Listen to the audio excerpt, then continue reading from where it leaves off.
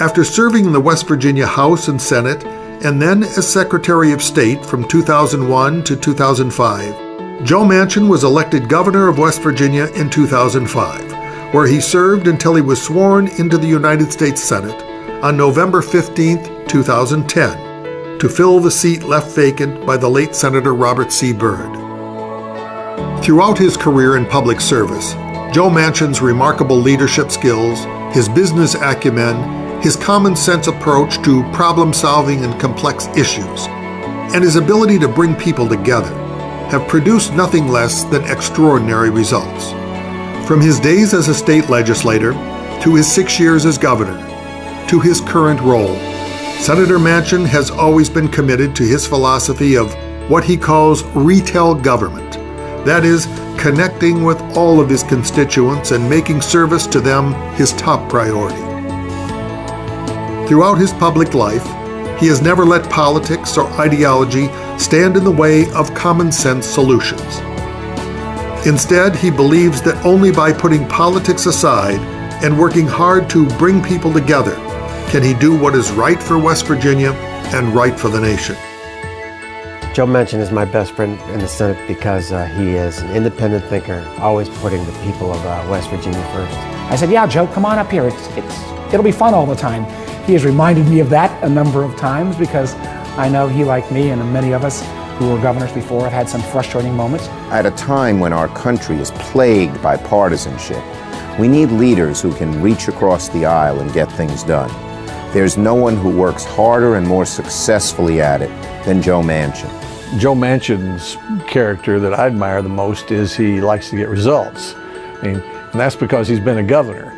You know, I tell my Senate colleagues that one former governor is worth 5 of anything else, which doesn't make very many of my colleagues happy because, well, they're not governors.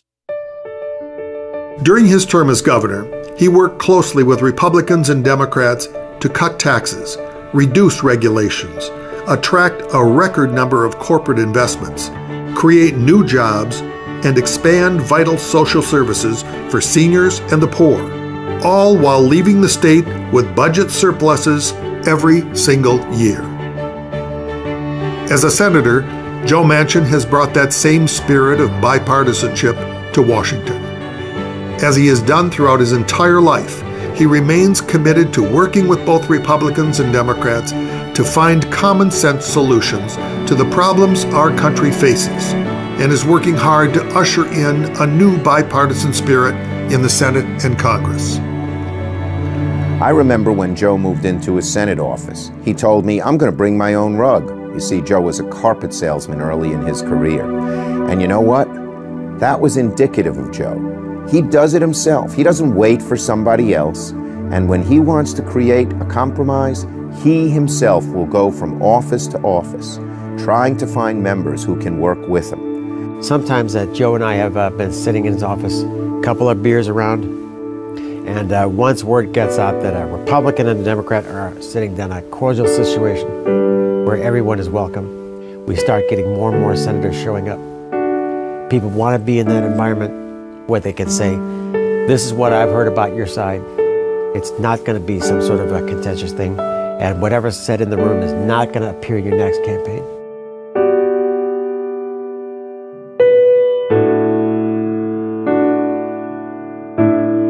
Legislatively, job creation is Senator Manchin's top priority, and he believes that government should act as a partner, not an adversary, in helping create an environment that produces good American jobs. He also believes that our nation can and must do what he did in West Virginia, put our fiscal house in order, finding common sense ways to cut spending while keeping our promises to our seniors and veterans by protecting Social Security and Medicare. Senator Manchin is a tireless worker, currently serving on the Senate Energy and Natural Resources Committee, the Senate Armed Services Committee, the Senate Committee on Banking, Housing, and Urban Affairs, and the Senate Special Committee on Aging, 4 critical committees that tackle the important work of addressing our nation's energy needs, standing up for the military, defending our small banks and local credit unions, helping the housing market recover, and keeping our promises to seniors. Importantly, no matter what the issue, There is no one today that has so consistently displayed the willingness to compromise and work strategically across the great political divide for the good of our nation. His historical perspective, his institutional knowledge, his innate insight into the complexities of global politics, coupled with a myopic focus on protecting the interests and security of America, have allowed Senator Manchin to make an enduring contribution to our nation.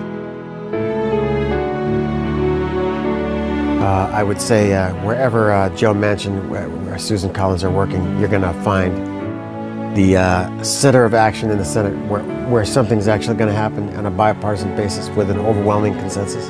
That's why Collins and Manchin are so important to this institution, because they respect other people, they listen, but fundamentally they want to get things done.